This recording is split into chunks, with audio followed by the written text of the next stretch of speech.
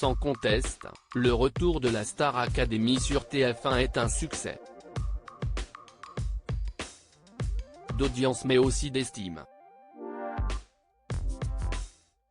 Avant que le grand gagnant de cette édition ne soit sacré ce samedi 26 novembre, place au bilan de la rédaction de Télé Loisirs. À quelques heures de la grande finale de la Star Academy 2022, à 21h55 en direct sur TF1 pour cause de Coupe du Monde de football, le stress monte pour Louis, Enola, Léa et Anisha, les derniers candidats en lice qui ont chacun accordé un entretien exclusif à Télé Loisirs. Après avoir fait leurs adieux au château de Damary-les-Lys, tous quatre ont pris la direction du nord de la région parisienne où aura lieu l'Ultime Show, qui se tiendra sur une scène inédite avec un parterre de stars, dont le parrain de cette édition Robbie Williams. Mais avant que Nikos Aliagas ne sacre le ou la grand gagnant la rédaction de Télé Loisirs dresse le bilan de ce retour gagnant de la Star Academy qui, sans surprise, devrait être de retour en 2023. Un excellent casting à forte personnalité sur le papier, le grand retour de la Star Academy avait tout pour être une fausse bonne idée. Après tout, comment éviter le c'était mieux avant? En relançant un programme télé aussi culte? Et pourtant, 6 semaines plus tard, force est de constater que le défi a été totalement relevé par TF1. Grâce, avant tout, à un excellent casting à forte personnalité, des élèves aux professeurs. Mais aussi par ce savant équilibre entre nouveautés et séquences nostalgie. Et puis, enfin, grâce au retour d'une télé-réalité un brin plus intéressante que des influenceuses s'invectivant pour des problèmes de shampoing dans des villas. Alors vive la Star AC à l'année prochaine, déclare Vincent. Quel succès! Honnêtement, lorsque TF1 a annoncé le retour de la Star Academy, j'ai eu très peur tant l'émission est culte et que la marque est précieuse auprès du grand public. Mais force est de constater que le pari est réussi. Le casting des académiciens est une belle surprise, tous les candidats ont insufflé une dose de fraîcheur au programme. Pour cette saison, le travail a mis en avant et les amourettes, légion lors des précédentes saisons, sont oubliées. Et ce n'est pas plus mal. Les professeurs, eux, sont également une franche réussite et mention spéciale à Michael Goldman, le directeur, qui a su distiller de précieux conseils aux élèves tout en faisant preuve d'autorité lorsqu'il le fallait. Seul bémol de cette saison, la durée de l'émission qui, à cause de la Coupe du Monde, a été raccourcie. On en redemande, affirme Simon.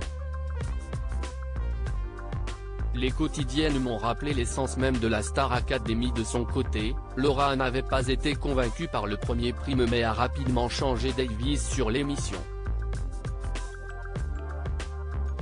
En cause, le niveau vocal inégal de la promotion et certaines personnalités qui semblaient peu attachantes.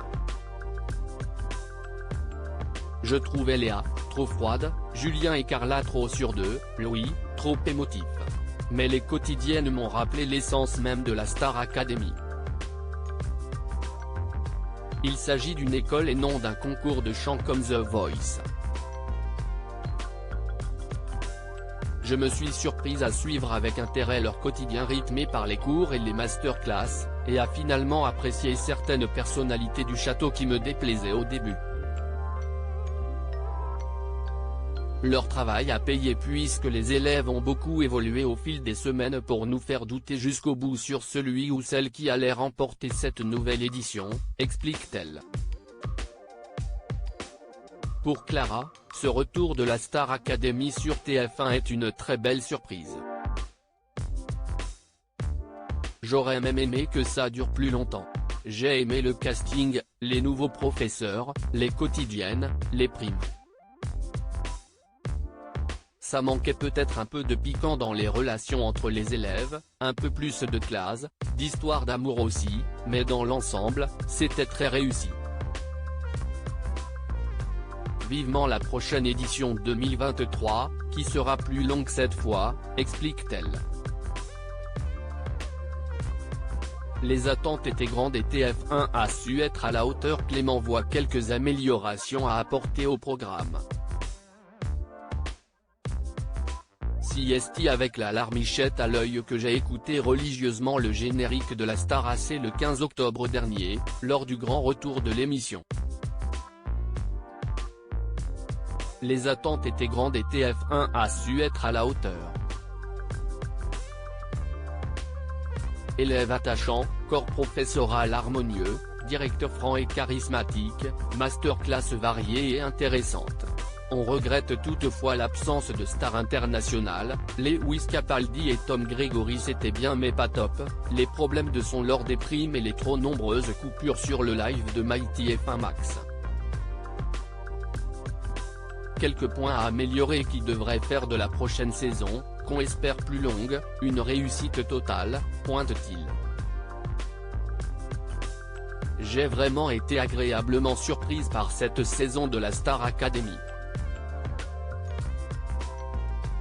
J'ai même été un peu ému en voyant les élèves quitter le château hier soir et je pense que je le serai à nouveau en les entendant interpréter leur hymne pour la dernière fois. Le casting a tenu toutes ses promesses avec des candidats bien loin des standards de la télé-réalité actuelle. Les primes n'avaient peut-être pas le faste des éditions passées, mais j'ai apprécié la majorité des prestations des élèves et même leurs ratés. Mention spéciale à la comédie musicale façon kermesse d'école. Et pour la prochaine édition, il faut absolument garder le directeur Michael Goldman. Mon coup de cœur avec Enola, la future gagnante. Nous dit quant à elle Agnès.